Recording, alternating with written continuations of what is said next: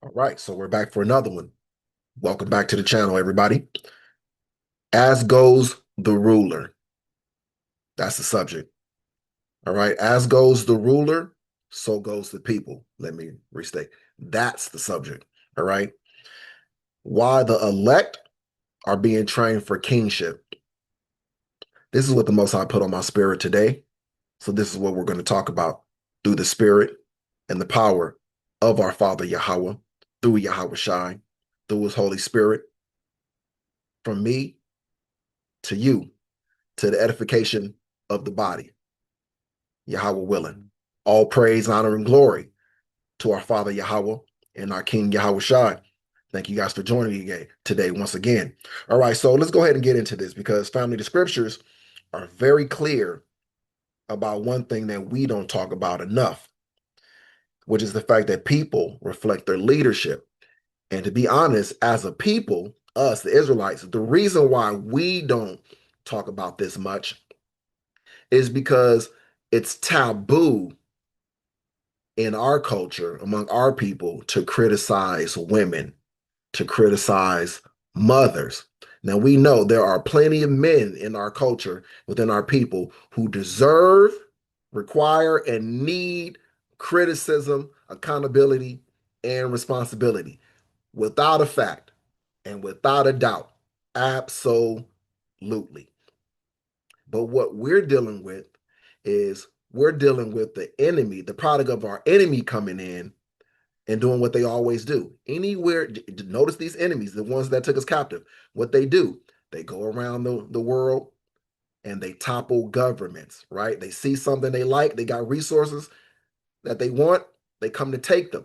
They'll take down your government, take down your leadership, and then they'll replace that leadership with their own puppet regime, people who will submit to them and do their bidding. That's what they do. They do this everywhere. This is their nature. This is their MO. And they did it with us.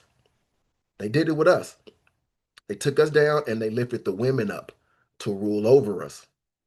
The women to be the head, the women to be the authority, the women to be between us, the men, and them. They created a buffer group to keep the men one extra step away from them. This is what they did. And so, because this is true, because we are in the fall of the black matriarchy, the gynocracy, as the wicked are fallen, as feminism is fallen, as the Jezebel spirit is fallen, so are the women that are aligned with that system. And their leadership or lack thereof is a direct contributor to the fall of our people and the state of our people and the state of our children, right? As goes the king, so goes the nation. As goes the father, so goes the house. No father there? Well, there's a mother there, right? Well, as goes the mother, so goes the house. All right. As goes the woman, so goes the children, because she is the buffer between the man and the children, the closest one to them. All right. But again, we're not supposed to talk about this in the black community because the black woman is God in the black community, and God can't be criticized or questioned. You understand? That's the problem with our people. It's that queen of heaven spirit, that earthly mother spirit. Yeah, it's crazy. There is no speak of a damn earthly mother in the Bible, except when it's talking about the land. The land is considered our earthly mother, if you want to speak of it that way. All right. The land that birthed us, right?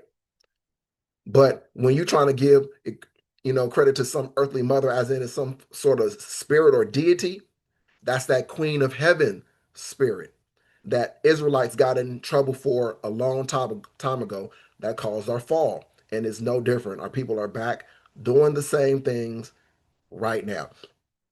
So you see, the world is falling under the leadership of the wicked. It's falling, it's all crumbling. All right. So when leadership is righteous, the people prosper. When leadership is wicked, the people decay. And what we are witnessing right now in the world globally is the collapse of unrighteous rulership. All right. Unrighteous rulership is collapsing globally. It's collapsing internally in our own communities and families where the women have the headship and where wicked men have the headship. Let's not um, act like that's not a thing. All right. Because contrary to popular belief, men aren't missing everywhere. Men might not be living with the mothers of their children, but in most cases, and in a lot of cases, the men are still in their children's lives. You see, that's the part that our enemy don't tell when they're telling these stories of statistics. They're only measuring men and women in the same household. They're not actually measuring whether or not a father is actually still around or not, right? But because of the system, the women get all the power. So even if a father is around, women still have the headship. They still have the headship. They still have the most power and authority, control over the children. So the fathers still are secondary in accountability. I said secondary, not unaccountable. All right. But how's the Most High deal? He deals with powers, he deals with rulers, right? When he comes to take down the people, he goes to war with their rulership, right? So if the women in our community have the rulership in our community, and the Most High is waging war on the wicked of our own nation, who are the primary people who are the focus of his war on Israel? The women. Bet you never thought about this. That's why you see what you see in the world. And that's why it's dangerous to be one of those women, to be like them, to be hand in hand with them, because you will suffer in their downfall. Okay. So the elect are being quietly prepared to replace the unrighteous rulership that is collapsing at the moment. All right. Again, so we have like in our communities, we have, well, let's not talk about our community right away. Look at the presidents and all of these billionaires, right? We are suffering economic collapse. People are getting poorer.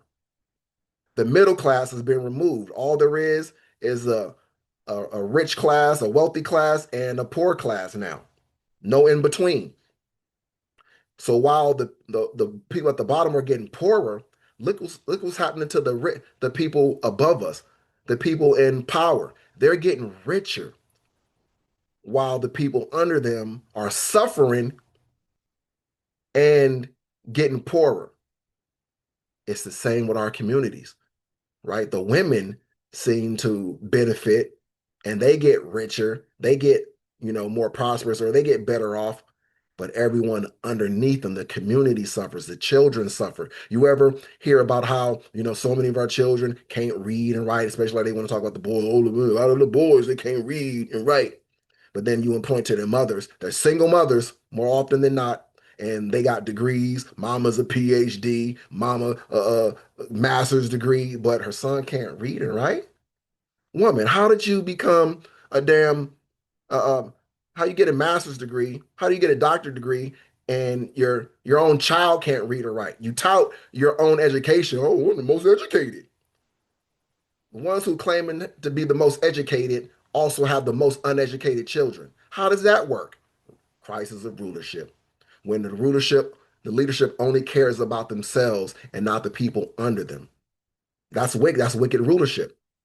And it shows you are women as a whole, not as a 100%.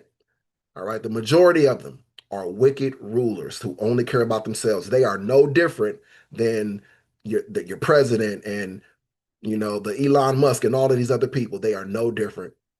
No different. They're just women and they're quote unquote black. They're brown, right? They're not these other people. But yet they got the same practices, the same spirit, the same mind, and the same results. Chaos around them and underneath them. The destruction of the people around them and underneath them for their benefit. All right, now we'll get into the scriptures. We're going to start here with Proverbs chapter 29 and verse 2. It says, when the righteous are in authority, the people rejoice. But when the wicked beareth rule, the people mourn. There is no people in a longer and greater state of mourning than us, the Israelites. But yet the women are up, right? That's what they love to claim and tout. We're up. We're running circles around the men. We're this, we're better. It's not true, but that's what they say. That's what they say. All right. And so they got to be able to foot the bill. See, if you say that, hey, this child did great in life. Mom, your mom did a great job. You did a great job, mom. She's not going to say, but what about his father though? But if you criticize and say, damn, this child, what I'm saying, is a horrible person. That's bad parenting. It wasn't just me. What about his daddy? It's his daddy's fault. He's like his damn daddy. I ain't have nothing to do with it. See, want no blame and want 100% of the credit when things are great. Don't give me any responsibility or any credit when things are bad, but give me all of the credit when it goes wrong.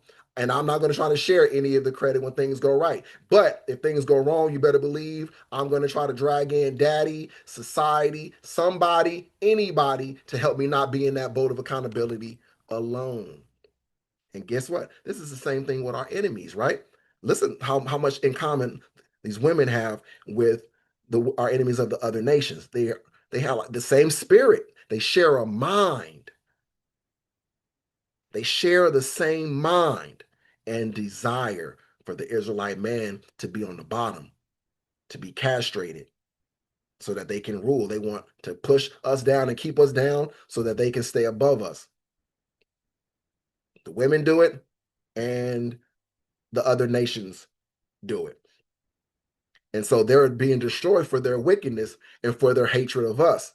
Guess what I'm about to say? It's happening to the women also. The women are being brought down and are being destroyed for their hatred of his sons, of Yahweh's sons.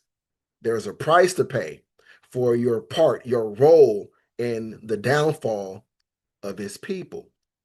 And the women, yes, you played a major part. You have a major hand in, in the state of our people. It's accountability season. There is no salvation for you if you want no criticism, if you want no correction, if you don't want no chastisement, if you want only the men to receive correction and chastisement, then don't be upset for only the men to be blessed. Most men and women like they get upset when you talk about blessings and rulership and kings and priests and everything else, and they're feeling like, well, what about me? What about me? But they don't be saying, what about me? When criticism and chastisement is being handed out, they don't be wanting a part of that. They don't be want to be involved in that. Leave me out of that, right? But see, this is the problem that they find is that you can't get rulership. You can't get salvation. You can't get redemption. You can't get prosperity, right? Without the wicked first being addressed and brought down. And it doesn't matter what they look like. Man, woman, child, Israelite, non-Israelite, doesn't matter. Wicked is wicked. Unrighteous is unrighteous. All right. Wicked rulership has to be brought down. Israel cannot be saved without the wicked rulers in our own nation to be brought down. That means the women primarily. And then secondarily, the men, because you got the situations where the men are a problem. They are a nuisance. They are a hindrance to progress and growth. They are a destructive, chaotic force as well. You have that as well. So I'm not leaving the men out. The problem is that men know these things, though. Men get it all the time. Men get the world and everything, every which way we turn, we face criticism, chastisement, correction, accountability being dumped on us, even for things that isn't our fault. And we learn to deal with it, right? Right? Happy wife, happy life, right? Meaning, even when your wife is wrong, let her be right. That's a popular saying among married people. Oh, you want to have a happy marriage? Then just tell your wife she's right all the time, even when she ain't. Just take the blame always, and say she's right always. Well, that season is over. That weak, simp, effeminate spirit that make men think that way and speak that way um, is going out of style. The Most High is making masculinity great again, and I'm here for it. All right. So let's go to Ecclesiastes 10. This is a lot of commentary in this. See, this is just me flowing in the spirit. So this is what we're getting. All right. Somebody needs this. The Most High knows it. So this is the why. That's why this delivery is the way it is. It's very commentary heavy and not as scriptural heavy. All right. So Ecclesiastes 10, verse 16. It reads, woe to thee, O land, when thy king is a child, and thy princes eat in the morning.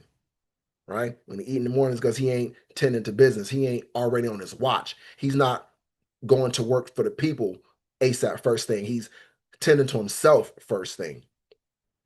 His priority is to fill his belly, not the care of his nation. Right? When thy king is a child. All right. Now, this is a child two ways. This can be a literal child and it can be a child in maturity. All right. In knowledge and wisdom and understanding. And I'm about to say it. Many of our women are like grown children.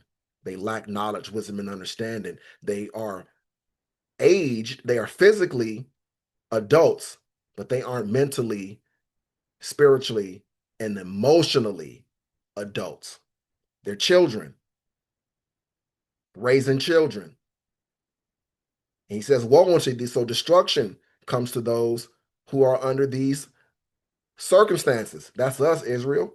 It was us alone. Now it's damn near everybody now. Everybody's being affected and infected by the same satanic and demonic disease. All right, so immature leadership produces instability, okay? Confusion and suffering. What does it sound like? It sounds like the average black household, the average, it sounds like the black community. And that's not accidental. That's cause and effect. These are the curses. But also again, it is cause and effect. All right. Bad leadership creates bad outcomes at every level. So this doesn't stop at governments. All right. Bad parents, older siblings, friends, teachers, pastors, rulers, all of these things and more can lead you to failure instead of success. It can lead you to poverty instead of prosperity, to confusion instead of clarity, and to destruction instead of salvation. So you got to be guarded against all these things. Let's go to Hosea 4, verse 9. And there shall be like people, like priests, and I will punish them for their ways and reward them their doings. All right, because it's talking about the crisis of leadership and the necessity for leadership, for bad leadership to be taken down, to be punished. The Most High doesn't want to hear, oh well, it wasn't my fault. See, it's the man's fault, and the man he did this, and some man did that. He's not going to hear any of that. The Most High knows you. You can't lie to him. You can't play him. He knows you. You got pregnant by that dude that you shouldn't have got pregnant by. He knows that you were being fast tailed, right? That you were never in a relationship with that dude. You had a one night stand, or y'all were just effing around. You never had a relationship. So the man never left the child. He left you. He didn't want to be with you. And because he didn't want to be with you, me and my baby is a package deal. Went into effect. Women love to say, me and my children are a package deal. You can't, if you're going to be with me, you got to be with my children. And the flip side is that if you don't want to be with them, you can't have the children as part of your life. You can't be in the children's lives. You can't be a dad. You can't be a factor because you don't want them. That's bad leadership. That's emotional leadership. They don't care about the children, their own wants and desires and their own, whatever made them mad because you made me mad or because you hurt my feelings, I'm going to stop you from being able to be a father. I'm going to rob my children of their father because I don't like that you don't want to be with me or because I don't like how you talk to me. So I'm not gonna let you be a father because I don't like how you talk to me. I don't like that you disrespect me. I don't like that I disrespect you and you disrespect me back. I don't like that you return my energy unto me. I don't like that you this or you that. So I'm not gonna let you do this and you can't be the father unless you give me some child support and blah blah blah. Well, that's wicked, childish, immature leadership. Sure to destroy. Sure to destroy. Imagine our government operated that way. Everybody will be able to say, damn, we this is unfit government. This government is unfit. What are you talking about? You gonna take away my ability to have food. I don't deserve food uh uh, uh because you mad at somebody else. So now me as a child, now I don't get food in the household,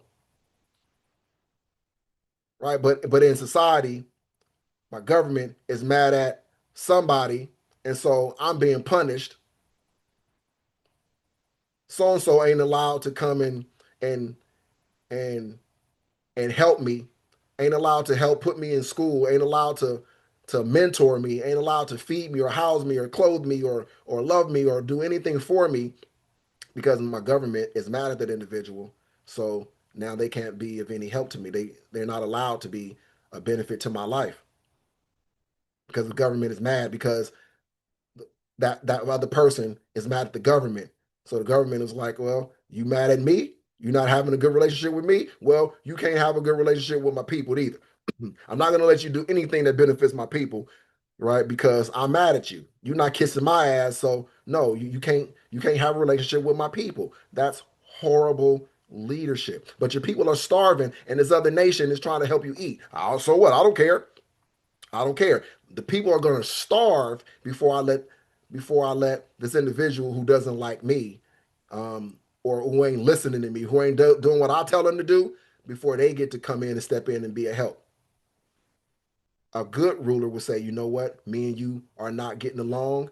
Me and you don't see eye to eye. I don't like you. You don't like me. But man, my people are starving right now, and we could really use that help. Yeah, we'll take that corn. We'll take that rice. We'll take that bread. I'll let you help out my people. I ain't gonna let my people starve because of my ego, because I personally don't like how you spoke to me yesterday when we was at that meeting. Bad leadership. And you all know it. If that was really the case, if China had, if we were suffering from a famine over here in the United States, it was just a United States wide famine happening, and China came and said, well, hey, look, we'll import this rice and some bread or whatever else that we'll send over to you guys so you can feed your people, so your people can eat. And then the government turns around and say, nah, because when we was at the meeting the other day, and I didn't like how you said XYZ. I ain't like how you worded it. I ain't like your tone. So nah, hell nah, nah. You don't get to help us. You don't get to be a benefit to us. I rather my people starve than to accept your help after the way you talked to me yesterday. Us as a people, if we knew that's what took place, we would rage against our government.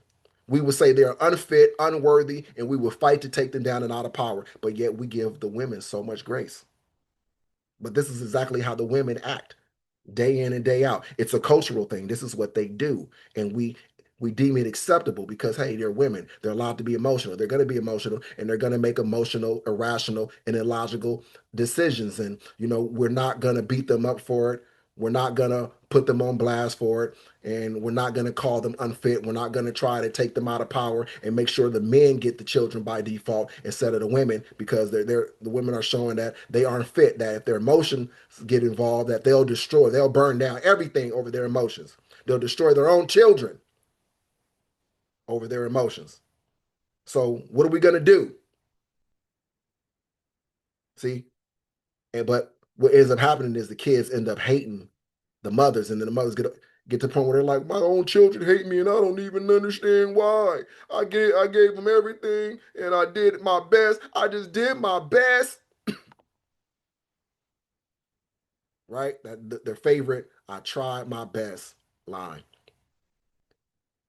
The I don't have any idea. They're ungrateful. I gave them everything, everything except what they needed and what they wanted, everything you wanted them to have, everything you wanted to give them. Bad leadership. All right. Our countries are operating this way. The country's leaders, I'm saying ours, I'm speaking like globally. All the leaders, they're operating this way. The rulership is operating this way. And then you have certain family dynamics and culturally, now it's culturally now. It's not just us, the Israelites or the Israelite women now, because we the socially through social media, the internet, the world has shrunken. All right, it's shrunk down to us being like one just big neighborhood, one big community. Everybody is able to affect everybody else and infect everybody else. And now, what plagued our neighborhoods, what plagued our communities, now plagues other people's families, the worldwide. All right, and that's the Most High's doing, because what we're experiencing and living through is the curses for one, and it's how can I word this? It is the wicked imaginations of our enemies. They created the circumstances that we're dealing with. Now they're getting the blowback. They're getting the blowback from it. All right. They spat into the wind, and now the spit is coming back to hit them in the face. That's what they're experiencing right now. All right. All right. The wicked rulership, you know, they are fallen by their own wicked devices. Their hatred for Israel is becoming their own undoing. All right. So, like people, like priests, leadership always multiplies itself downward. The leadership gets the people to become like them. That's why it says, as goes the king or as goes the ruler, so goes the people, because people will mimic authority. All right. When you ever play sports, organized sports, all right, your team normally takes on the temperament and the personality of the coach or ownership. All right. In the military, same way with your generals and your commanders and your captains or whatever. And the people at the bottom, report up, right? This is exactly how it works. It works this way in our families as well. All right. The children become like the parents that's doing the most raising, the ones who have the most influence on them, the ones who's around all the time. So the parent that's there has a bigger impact than the parent that's not there. So I don't want to hear, but what about the dads who aren't there? Well, the dads who aren't there aren't able to fuck the kids up. Oh my goodness. Aren't able to mess the kids up. My bad. Right? Not as bad. I mean, let's keep it real. The absence of a father can do damage, but it does nowhere near the damage that a wicked or unrighteous present parent can do. All right. So let's keep that in mind, because the world is failing because it lacks righteous rulership. That's the reason. All right. So just look around. The current empire is morally bankrupt, spiritually blind, arrogant, predatory, loveless, and unjust. Is it any wonder that this world is spiraling to its end, given those factors? How can how can the world survive all of that? How could we as a people survive all of that? It's only because of Yahweh, Bahashem, Yahweh Shai, that we have not been consumed. All right, Isaiah 59, verse 8. The way of peace they know not, and there is no judgment in their goings. They have made them crooked paths. Whosoever goeth therein shall not know peace. All right. We have people carving out crooked paths. And because of it, they don't get to know peace. Okay. Our countries, our rulership, our leadership, they have done that. So the people underneath them can't know peace because the leaders carved out crooked paths for their people to walk in. As parents, you can carve out crooked paths for your children to walk in, and then you become responsible because they walked in the paths that you built for them, that you carved out for them, both men and women. As parents, we can do this. You can carve out a righteous path, a good path that leads to prosperity and success, or crooked paths that lead them to poverty and chaos and no peace. All right. There is no judgment in their goings. All right.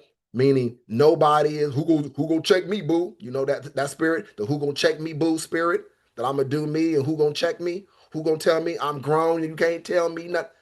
Who that sound like? Right? There is no judgment. All right. They create these environments where there is no judgment because it's just a bunch of women in power. The matriarchy doesn't judge women. We listen and we don't judge. Who's that? What group? What demographic is that? We all know, right? The group who wants to be free from judgment. They want to be free to do whatever they want to do and to not be judged by it. That's what they want. That's their great desire, is to not be judged for any of their wrongdoing, for any of their wickedness, for any of their unrighteousness.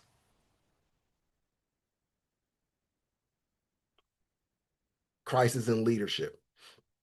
The same ones who are raising the babies are the same ones who you hear the most disgusting things about when they play these games. We listen and we don't judge. Or somebody in this car, XYZ, somebody in this car, blah, blah, blah. You ever seen those videos? A group of women all packed into a car or in a room or something, and they all are guilty of certain, just unruly actions or some form of morally, deprived activity. All right. And they're playing these games. Men don't do that. But the women are doing that. And they're doing it. And if you say something, if you judge them, then they act as if you're the problem. Real men don't judge women. You must be sassy. You must be gay. This is my life. I can come on my page and do what I want. Lady, you're on the internet. You ain't on your page. You are on the internet. Stupid. But childish, immature, don't understand how the internet works. Goes to the internet to show and tell all your business. And then as soon as people criticize you or judge you for what you showed them and what you said, now it's y'all don't know me. Y'all ain't live my life. Y'all don't pay my bills. Y'all ain't my mama, my daddy. Y'all don't know me. You can't tell me nothing. Stay off my page. Right? This is what you get. Childish and immature, lacking foresight. I know that if I get on the internet and say something stupid, I open myself up to getting cooked by anybody and everybody who heard or saw. I know I'm expecting blowback based off of what I said. I expect blowback based off of these lessons. You get what I'm saying? I know I can't do these lessons without certain people being angry. They don't want these lessons to go out. They don't want this edification to go forth. I know what comes with it. I know what the possibilities are because I'm mature. I'm not a child in my thinking. I can think ahead and say, if I do this or I say this, this can happen, or this can happen, or this is probably going to happen. This is what I can expect. This is what I should expect. But then you get the certain demographic who think that no matter what they do or say, there should never be any accountability, any responsibility, or any judgment. That's childish, immature thinking of individuals who are never supposed to be in a leadership position, but yet they are. They're raising children. They're the primary carers for babies, for children. They are passing on culture.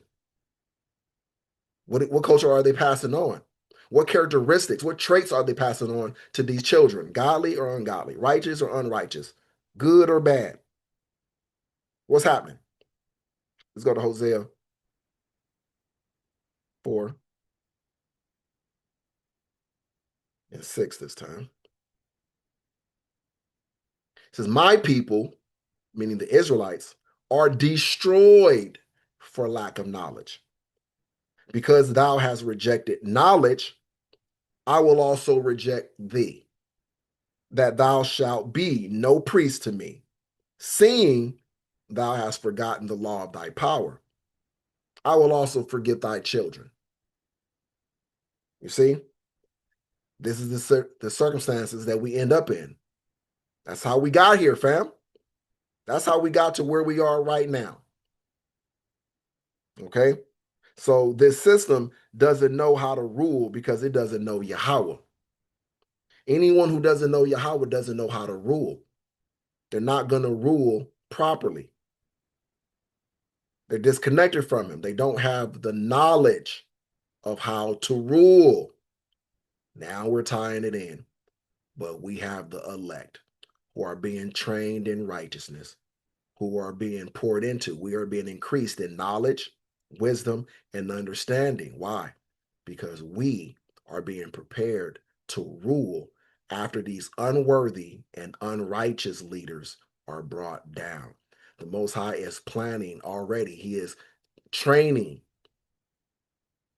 his next crop of rulers to take the place of these individuals who he's toppling. That's what you got to do. When you remove leaders, you got to institute leaders. When you take away something, you got to replace it with something. All right? Otherwise, you're going to get more chaos. Okay? And so the Most High is already preparing. We're in school. We are in training camp. So, so to speak. All right. And we got to see it this way. We got to understand what's going on, and we got to get a rulership mindset, Israel. That's ultimately what I want to get to, is that, we have to develop a rulership mentality. We got to get rid of this lowly peasant thinking that we have, this lowly, degenerate, bottom of the barrel thinking that we've become accustomed to as a nation. All right. Because leadership is corrupt. The people are confused, angry, divided, and exploited. Just look around. The elect are being educated through experience. We're given the ability to know and the ability to see. We're given the ability to learn from other people's mistakes. You see, if I watch somebody do something and it doesn't go well, I note that. I said, ooh, this is what he did. He did it like this. Now let me examine. Why did he fail? Let me not do what he did, because that is for sure a recipe for failure, because I've seen it. I don't need to experience it myself to know that that's the wrong thing to do. All right? Because I'm able to learn from watching. Only with thine eyes shalt thou behold and see the reward of the wicked. That's speaking to the elect, those of us who don't need to experience things to understand. You know how they say seeing is believing? Well, we don't need to see to believe. We are of faith. We know. We know. All right? He puts it in our inward parts, so we know. So here's the part that, many don't understand, right? The elect are not just being saved. We're being trained. Every hardship, every injustice, every moment of being ruled unrighteously, all of it is education. Okay? All of it. Being put under unrighteous authority, being ruled over by our women, having a matriarchal society among Black people, gynocracy among our culture, in our communities. Right? The Most High is showing us that this way doesn't work. That his way, only his way works. And the matriarchy, it is the opposite. It is the opposite of the patriarchy, which means it's opposite from the Most High's way. The Most High hates matriarchies. It is anti him. It is the turning of righteousness upside down. It is satanic.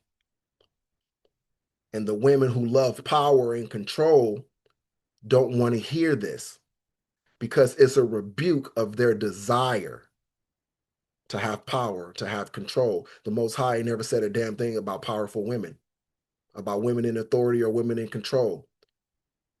But yet, many women, especially Israelite women, have a thirst for for power and for control. And that's why they team up with the Romans, aka the government, against the Israelite man to utilize whatever power the Romans will give to them against us. There's nothing new under the sun, right?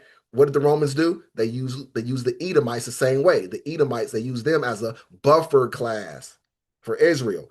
The ones they lifted up above us to keep us in check, to rule over us. Because we are the people who ultimately they wanted to keep down. They didn't care about lifting up Edomite men. They didn't care about that. That wasn't their fear of Edomite men, being up too high. No, their fear was us being up too high. That's why they put the Edomites in power over us. They did it with our women. They put our women in power because our women are no threat. They don't care about the women being up too high because the women don't lift up the people. As you can see, the men lift up the people. If the men are able to stand up, the men will bend down and lift up the women and the children. When the women are able to stand up, the women run from the men and the children. They just get so happy that they are able to stand up for themselves, and that all they think about are themselves. They don't care about the children, and they don't care about the men. They don't care about the community. They care about themselves. Women don't build up communities. Women build nests. Men build communities. Men build societies. Men are the builders. It's the reason why nothing is being built in our communities right now, because look at the leadership. See, it keeps coming back to the leadership. Who's in control? What is the mind of the leaders? Well, they don't have the mind of builders. They have the mind of users. That's how we get welfare, right? Women naturally want resources provided to them. They wanted to extract resources, not give. That's why you'll hear women who will say, well, yeah, I'm a six-figure earner, but I need a man who earns more than me so that I can not spend any of my money, and his money is our money and my money is my money. You see, they want resources, but they want all the resources for themselves. They don't want to share their resources. They don't want their resources to go into the pot to be used for the betterment of the group, for the betterment of the household. Oh, well, a real man will pay all the bills by himself. He won't need my money. A real man won't require his woman to work or spend none of her money on no bills. Foolishness. Like, where do our women get this kind of thinking from? Satan, feminism, that feminist demon, right? But this is what we get. This is where we are. You see, it's a stain. It's a detriment to success because things are upside down, right? When the wicked being in authority, that's upside down. The wicked are not supposed to rule. That's upside down. So you can only get bad results from this setup. You can only get bad results from women ruling the families and the communities and the households. The Most High has to restore order. See, this is part of the restoration. This is the part of the kingdom training, the rulership training, is this wisdom. This is the knowledge of the kingdom. If you don't come into this thinking, you can't make it. If you don't agree with this thinking, well, what I'm saying, if any of this bothers you, you are not going to make it. You are going to be one of the rebels that get purged out. You are not going to be allowed among the congregation of the righteous Israelites. If you are vexed or bothered by anything that I'm saying, if it stirs you the wrong way, there is a reason it stirs you the wrong way. You're not going to make it. You're not going to make the cut. You are anti Yahweh. That's the reason why you're reacting that way to what I'm saying, because I'm only talking about godliness, and godliness is bothering you. Mm, that's that demon on you. Recognize it and speak to him the way Yahushua spoke to Peter. Get thee behind me, Satan. You better start rebuking him. All right, so Romans 8 and 18. For I reckon that the sufferings of this present time are not worthy to be compared with the glory which shall be revealed in us. That's rulership. All right, we got to go through these things now. We got to experience hardships and all of these things in order to be made better rulers, to better rule over the people. We're being given an experience in what it's like to be the people. Before we get to be gods, we got to be these people because we're going to be ruling over people, over humans, not over other gods. You get what I'm saying? So we're getting to know them, what it's like to be them, to be in these bodies, to walk in this flesh.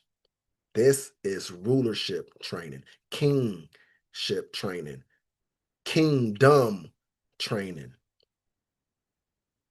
All right.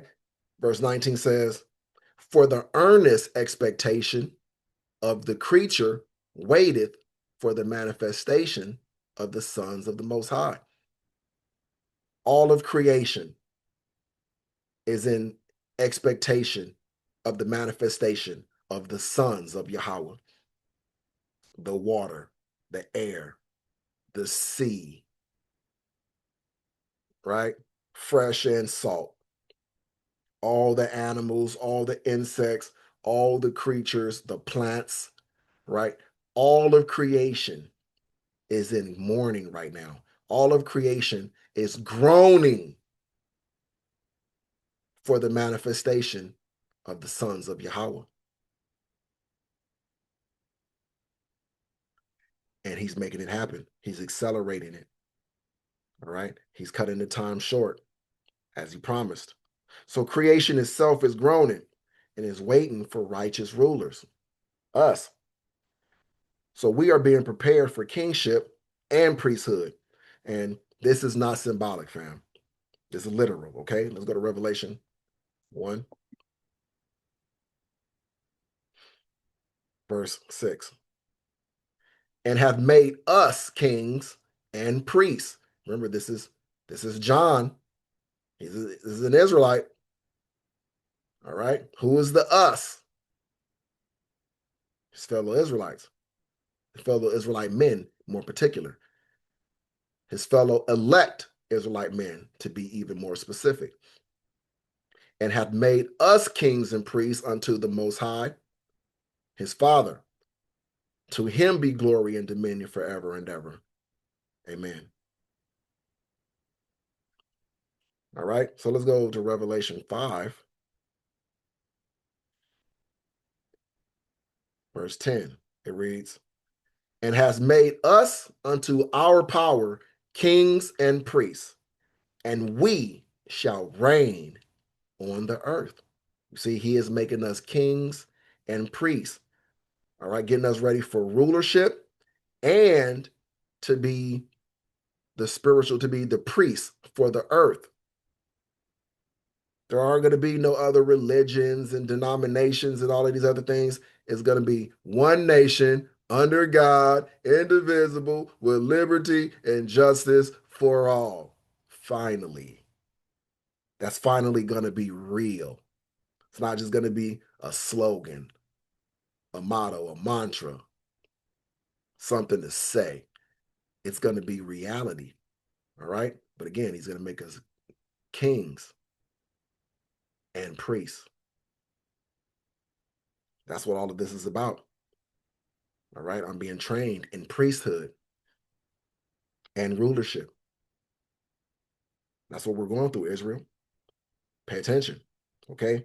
So we shall reign on the earth. That's our inheritance.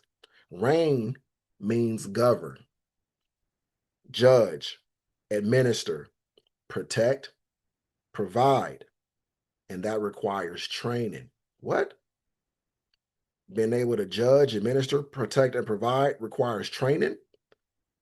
Damn. So wait a minute. So when these same women say that men, black men, don't protect and provide and don't, judge and administer, not good leaders, but All of that requires training, and yet they're the ones with all the power and control over the children, which means they're the ones with the responsibility to train the boys on how to do all of that stuff. So if the black men are not great leaders and administrators and protectors and providers, who's at fault? Mm. I know that one stings a little bit because it's hard to wiggle around it because I know it was just too much truth that punched you in the face, and your first reaction is probably to run and duck and try to find a way to claim that I'm sassy or I'm gay, but then you remember, wait a minute, this is an Israelite man. I can't really say that. It's probably not true, and it's probably not a good idea to say that about him because I'll get in trouble. I better watch my tongue when it pertains to this son of Yahweh, so I better not say that. So you got to resist the temptation to fall back on your programming, which is to default to trying to shame men for thinking like men, for thinking rationally and logically, and having the audacity to say that a woman is responsible for anything and culpable for anything. Men and women are all culpable and all responsible. Wherever men are are are responsible, they need to be held responsible. Wherever men need to be held accountable, they should be held accountable. But also the same goes for women. But because men get this all throughout life, men are humbled through life. Men are shown by life. Men can't be delusional. Men can't walk around in this state of, you know, want to be like children, but have power like men, but no accountability like the children, and no responsibility like the men, right? Like the men do have, right? And that's an issue. Okay, that is an issue. A, a rulership that doesn't believe in accountability, that doesn't believe in checking themselves or being checked by anybody, is destined to fall because they're not godly. That's the reason why the quote unquote forefathers wrote into the Constitution that it was a government for the people and by the people, for the people and by the people, and that the people should have a say and a hand in who their leaders, who their rulership are going to be, right? But anyway, let's get back on track. So faithfulness now determines authority later. Yahweh Shah explained this to us clearly, and let's go get it. Let's go to Matthew 25. Matthew 25, verse 21. His Lord said unto him, well done, thou good and faithful servant. Thou hast been faithful over a few things. I will make thee ruler over many things. Enter thou into the joy of thy Lord. This is one of my favorite, absolute favorite verses in all of the Bible, because this is one of those great promises, one of those great joys, one of those great and things that I look forward to, that I set my sights on. When I think about my inheritance, this is what I think about. I think about kingship, rulership. I think about hearing those words, well done, thou good and faithful servant. Thou hast been faithful over a few things. I will make thee ruler over many things. Enter thou into the joy of thy Lord. That's what I want to hear. That is the most beautiful verse, if you ask me, in all of the Bible. It's the most feel good. I mean, I should put it that way. Maybe not the most beautiful. It is the most feel good, right? I know other people will try to come and say, well, what about this and what about this? No, see, for me, all of your what about this and what about that are included. You see, you know how Yahushua had to reduce the 10 commandments to two, because as long as you cover those two, all of the rest are encapsulated in those two. So you can reduce them to two. It's the same way with this for me. This means that I've received grace and mercy, that I'm the recipient of Yahushua's blood being spilled, and it was done for me. I'm covered by his blood. That means I am of the elect. If this is true for me, that means I am of the elect. I'm one of the remnant. I'm one of the beloved sons of Yahweh and beloved brothers and servants of Yahweh Shai. That means his covering applies to me. His joy applies to me. His grace, his mercy applies to me. His will applies to me. So I love it. I love it. All right, but let's go to Luke 19. But see, this is just showing you what our end goal is. What are we looking forward to? It's rulership. This is what we're being prepared for. That's what that was about. That verse is telling you about how we're being prepared. We're being trained. And then the day is going to come when the reward for the training will come. All right, Luke 19, verse 17.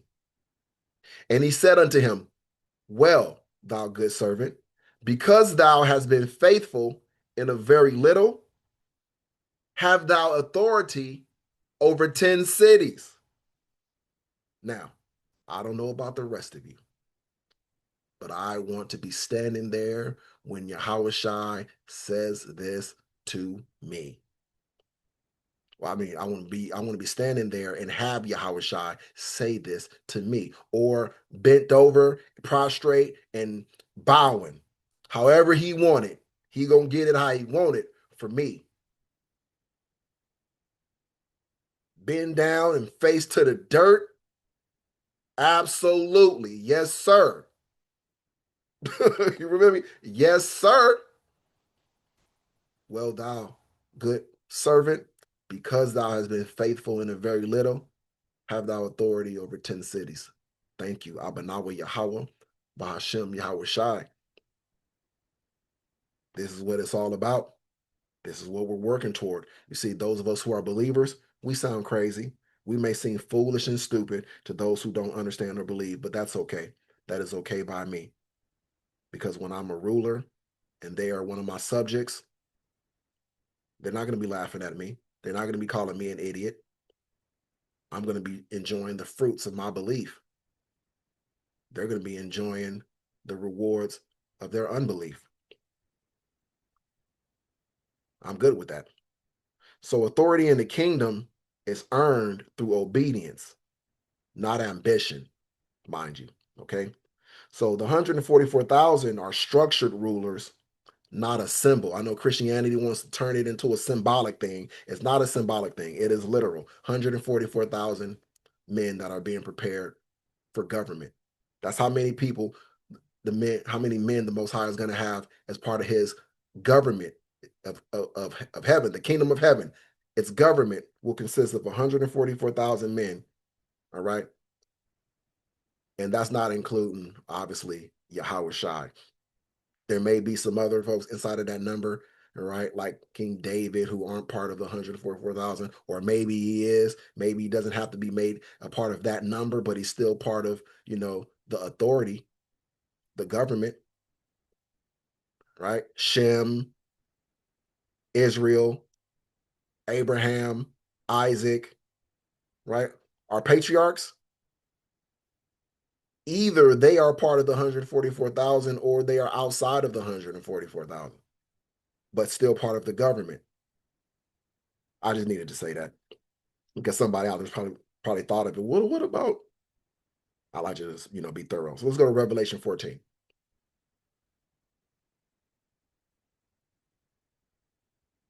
Revelation 14, verse 1.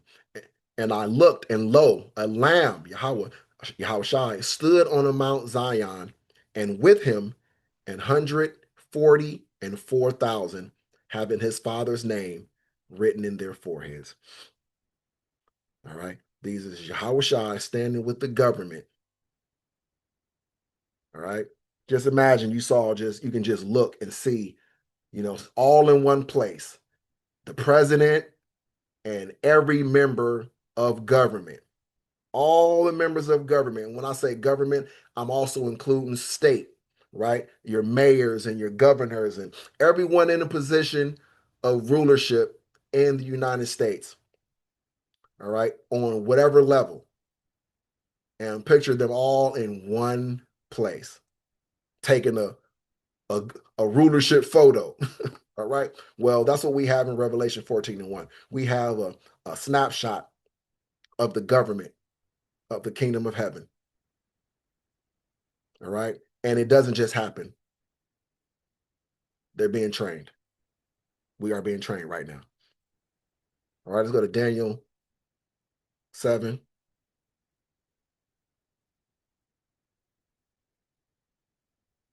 verse 27. And the kingdom and dominion and the greatness of the kingdom under the whole heaven shall be given to the people of the saints of the Most High, whose kingdom is an everlasting kingdom, and all dominions shall serve and obey him. See, he's telling you that the entire earth is given to us to rule over, not just a certain landmass, not a certain continent, not a certain country, the entire earth. These 144,000 rulers are going to rule over the entire earth.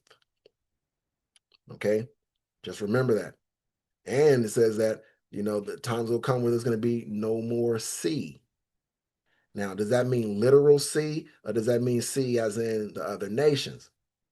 Right? But we know he's not going to get rid of all the people. That's what makes me think that it is probably talking about literal sea, which will also would make sense because then there would be more room, more places for people to dwell, for us to really stretch out and expand in this earth. All right, because we got a long time, we got forever, right?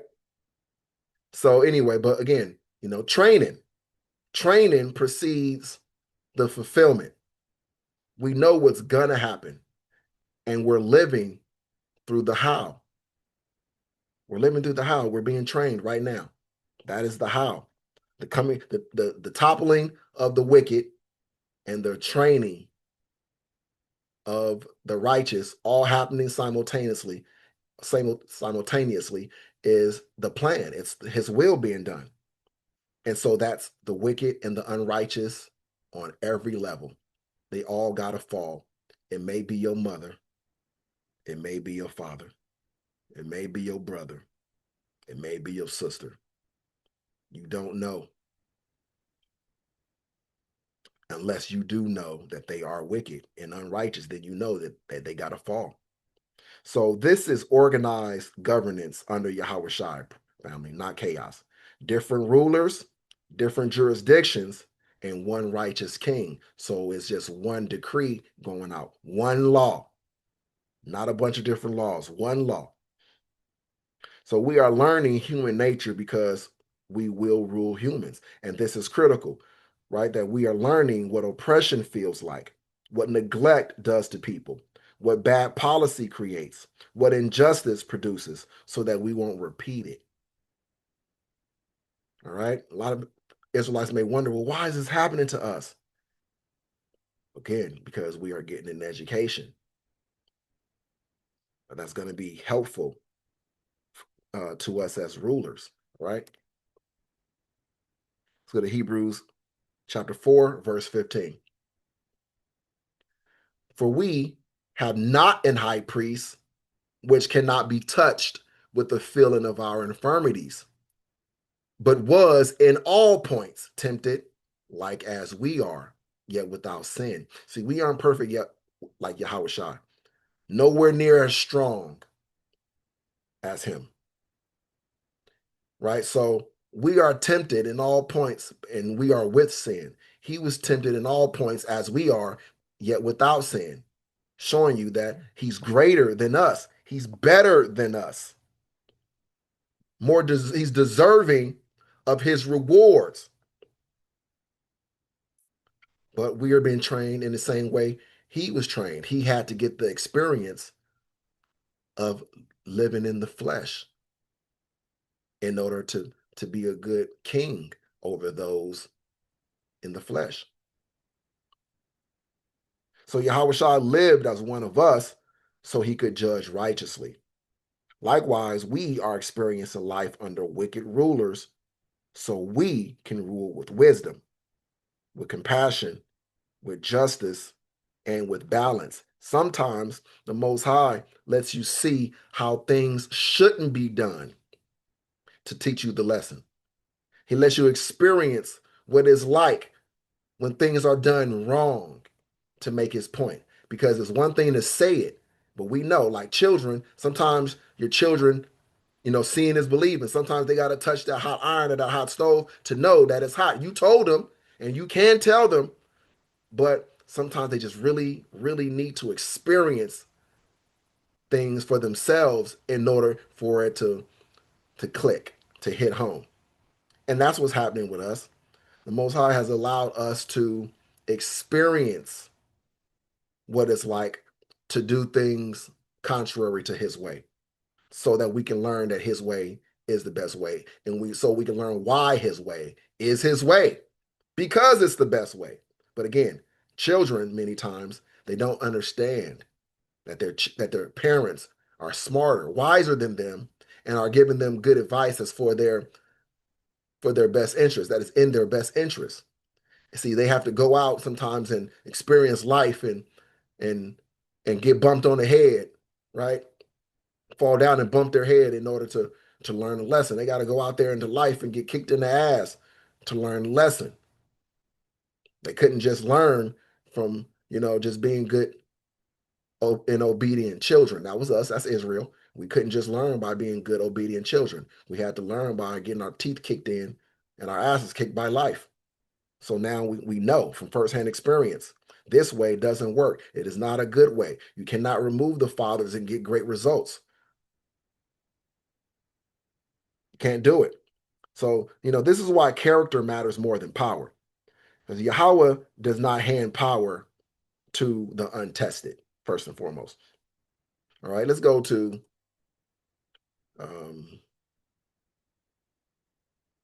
let's go to Ecclesiasticus. What I want, chapter 10. It says, a wise judge will instruct his people, a wise ruler, and the government of a prudent man is well ordered. You see, before I came in here to do this lesson, I just had a talk with my daughters, have a nice long talk with them, relaying to them what the Most High tells me, what he shows me, the things he puts on my mind, on my spirit. All right, me edifying them, me pouring into them spiritually. And then I come in here and I do this lesson, and you're like, oh, he's talking to the women like this. Well, I spoke to my daughters like that first. I teach my daughters in the ways of righteousness and godliness. See, this is not a Christian channel. I'm not a Christian Israelite. You understand? So I have no Christian church philosophies or anything that I'm stained with, that I bring into this truth. So I do not try to create a safe haven for wicked people. No wicked men and no wicked women. No, no chaotic and stubborn, stiff-necked Israelites. This is not the place for you. I'm not here to be an entertainer. That's why I try not to be too entertaining and just deliver the word. But sometimes I can't help it because of my personality, man. I'm just quite an individual. You know what I'm saying? To know me is really to love me, unless you just hate on me. Like anybody that knows me and they don't like me, that's a problem with them. I'm just gonna be honest. It really is a problem with them because as a man, though I'm not perfect as a person, in my relationship to and with other people, I'm an upstanding individual. No one can say I've ever done them wrong. Okay? No one. I've never effed over anybody. All right. I'm not selfish. I'm a selfless individual. I put duty before myself. All right. I put other people, before myself because that's what a good ruler does. Remember what we first read about? Woe to those whose princes, eat in the morning, meaning they're trying to get themselves in order, satisfy their own belly, satisfy themselves, before they ever get around to thinking about their people, their duty to their people. You see, so I already have characteristics of my father and Yahweh Shai in me. All my life I did and didn't know it. That's why there's nothing anyone can tell me about me. I am of the elect, no doubt about it. I'm not hoping to be. I'm not gonna sit here and try to fake humble. Oh, I dare not make myself of that number. I hope, hopefully, I'm of that number. Nope. I'm gonna claim it by faith. I'm not gonna have a wicked heart of unbelief. I claim it by faith. I believe it. Everything that I've been shown, everything that I've been told, everything that I feel, every spiritual encounter, all of it makes me a believer and a knower, not a hoper. That's what you get from me here. It's somebody who is being transformed by the Most High. And I allow my transformation to be seen. That's why I don't go take any of my old videos down when I update my wisdom. When I get the spiritual download and get more information, I don't go back and remove videos. No, I want my growth to be seen. You can go and see me a long time ago and then and hear me now. You can My growth is evident. That's the journey. And I left my journey, out there on display for anyone to come along and to peep. And if you've been around here for a while, listening to me, for one, thank you. And I appreciate you and I love you. But two, you know me. You should know me better enough to know that you've seen me grow. All right. And I hope that you guys are all growing out there in the truth as well. Okay. So rulership without character is tyranny. Look at our current rulership. We got rulership that is low character, no morality. So what do we get? We get tyranny. That's why the elect are refined first. All right. So what you're living through, fam, is not random. It's not pointless. It's not wasted. You are being educated for rulership. Don't forget it. The world is collapsing because it has failed its test. Israel is being refined because we're next. Creation is waiting. The people are groaning, and the kingdom is coming. And when the righteous rule again, the earth is finally going to be at rest. So endure, learn, grow, and stay faithful, because those who rule well later are the ones who learn deeply right now. All praise, honor, and glory unto Yahweh, Bahashem, Yahweh Shai, Bahashem, Rakakwadash. I will see you guys on the next one, if Yahweh's willing. Each one, reach one. Shalom.